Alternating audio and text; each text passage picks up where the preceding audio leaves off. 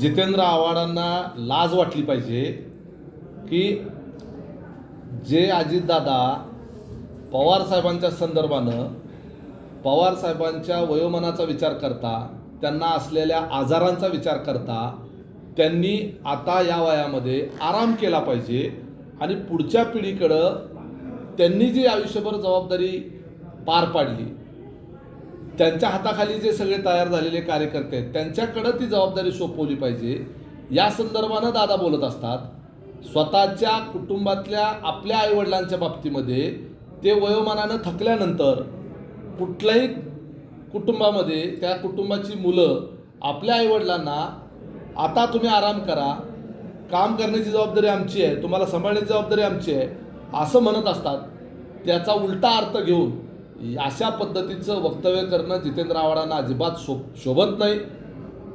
इतके ते स्वार्थी आहेत की पवारसाहेब आत्ता 85 वर्षाचे होत असताना, त्यांना वेगवेगळे आजार आहेत हे माहीत असताना यांच्या प्रचाराला उन्हातानाचं पवारसाहेबांनी फिरावं. त्यांच्या तब्येतीचं काय का वाटोळं होईना, त्यांना किती का त्रास होईना, परंतु ह्या जितेंद्र आव्हाडच्या प्रचाराला पवारसाहेबांनी रॅलीमध्ये फिरावं, उघड्या जीपमध्ये फिरावं. तिथं पवारसाहेबांच्या तब्येतीची आणि वयाची काळजी वाटली नाही. त्यावेळेला पवारसाहेब 83 वर्षाचे असताना जितेंद्र आव्हाडांनी उघड्या जीपमधून पवारसाहेबाला उन्हातानाचं फिरवलं 3-3, 4-4 तास. माझा बाप म्हणायचं आणि स्वतःच्या बापाला उन्हातानाचं फिरवायचं. त्यावेळेला लाज नाही वाटली जितेंद्र आव्हाडांना? त्यावेळेला नाही काळजी वाटली शरद पवारांच्या तब्येतीची? त्यावेळेला माहीत नव्हते जितेंद्र आव्हाडांना की पवारसाहेबांची तब्येत कशी आहे, पवारसाहेबांना किती आजार आहेत? ह्या वयामध्ये तुम्ही पवारसाहेबांना राबवून घेता, त्यावेळेला त्यांच्या आरोग्याची काळजी त्यांना वाटली नाही. आणि तुम्ही अशा पद्धतीचं फक्त महाराष्ट्रातल्या जनतेला तुम्ही फक्त अशा भावनिक पातळीवर ब्लॅकमेल करायचा प्रयत्न करता. अजित पवार शरद पवारांच्या मृत्यूची वाट पाहत असतात. तुम्ही पवारांच्या कुटुंबातले, अजित पवार पवारांच्या कुटुंबातले आहेत. पितृतुल्य त्यांचंही त्यांच्यावर प्रेम आहे. तुम्ही सगळ्यांनी मिळून पवारसाहेबांना अडकावून ठेवलेला आहे. तुम्ही सगळ्यांनी मिळून पवारसाहेबांना घेरून ठेवलेला आहे. आज पवारसाहेबांना सोडून अजितदादा पवारसाहेबांना सोडून गेलेले नाही आहेत. एकत्रितरित्या पवारसाहेबांच्या सकट तो झालेला निर्णय होता आणि त्याला तुम्ही साक्षीदार आहेत.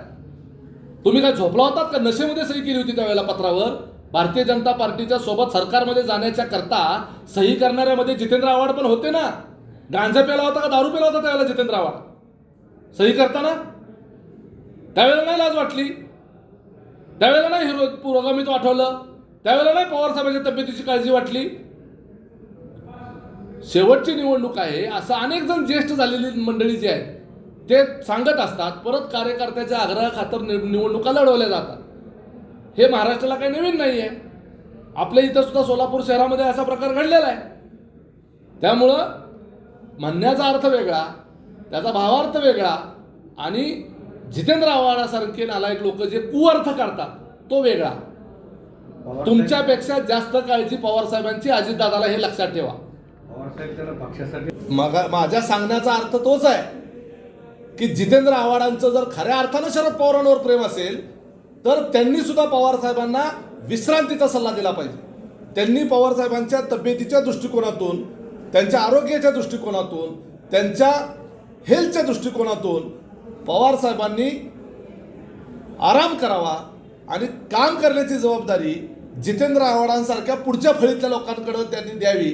हे सांगणं वेगळं आणि आम्हाला निवडून आणण्यासाठी पवारसाहेबांच्या तब्येतीचं काही का वाटोळं होईना, परंतु पवारसाहेबांनी आमच्याकडं येऊन प्रचार करावा, उन्हातानाचं फिरावं, आमच्या सभा घ्याव्यात, मग तिथं पवारसाहेबांच्या तब्येतीचं काय पण झालं तरी चालेल. ह्या स्वार्थी भावनेतून हे जितेंद्र आव्हाड असले बोलतात. Like, subscribe, click on the bell.